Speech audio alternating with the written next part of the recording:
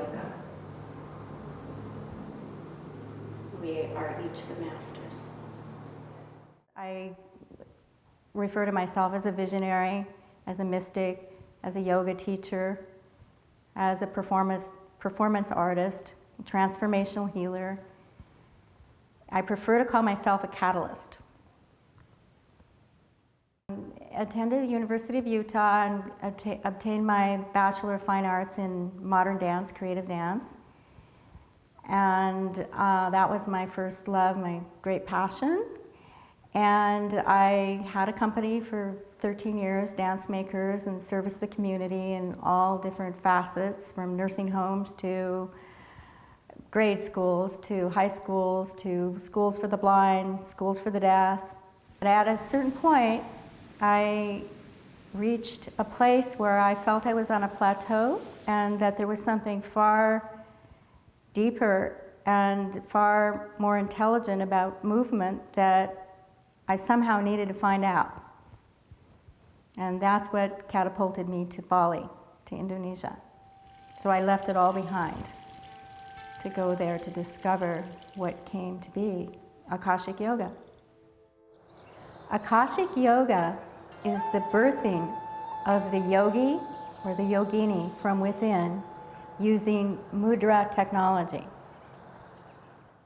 Mudra is a symbol that expresses the intelligence of the heart. In using the mudra to heal self, they're placed at different parts of the body, and there's a spontaneous knowing of where to place the mudra on what part of the body because of the heart's intelligence, which does not involve the intellect. The world needs someone like Ariel, or I may need someone like Ariel, me speaking as the world, needs someone like Ariel, because she has the ability to bring new knowledges to us linear thinkers who can only see things within the box. And sometimes living within the box works pretty darn well. You know what to expect, but the world is not square. The world is round and the universe is infinite, and there's knowledge coming to us that we don't know about. And there are people that get the knowledge at different times, and when they share it, it's worth listening to, because no matter who you are, you know something I don't know.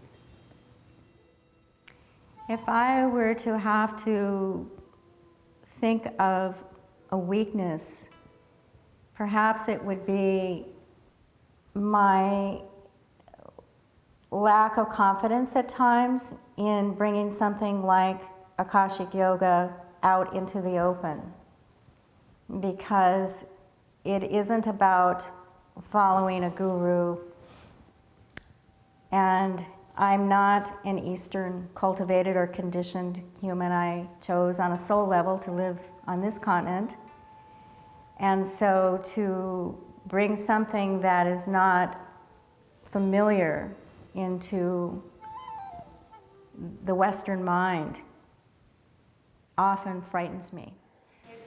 Everything becomes one with everything else. And so let's, for example, move a leg to another, one leg to another position, all right? And we can just change that mudra into something else. I gave the name Akashic Yoga to Akashic Yoga. I'm the founder and the visionary, and I was led to that name, actually. At the time that I finished my thesis, Erwin Laszlo, who's been touted as our next Einstein, had just published a book called Science in the Akashic Fields, which completely supports the experience that I've had with the evolution of this yoga. I was married for 8 years, and my husband traveled extensively, and he transitioned. He passed away in a car accident near Roswell, New Mexico. My son and I were living in Albuquerque, New Mexico at the time of my husband's death. My son was 2 years old. I feel that my husband's death was a very pivotal point in my life in terms of wanting to discover more about the soul and about the deepening of the soul, using movement as a medium for that. I would have to say the biggest challenge in my life has been raising a baby Viking, a boy. I came from a family of girls, and it was quite a challenge being a single mother. And from that experience, I have just incredible compassion for single parents, both single mothers and single fathers. For people who are suffering from a debilitating disease or who have to deal with the loss of a close one, such as a husband or a best friend, grandparent, the mudra can be held to shift the focus of the energy and the emotional body into a peaceful, balanced state. The mudra can also be used to release grief from the heart and lungs. There's no habitual movement in Akashic Yoga. It's pure creativity.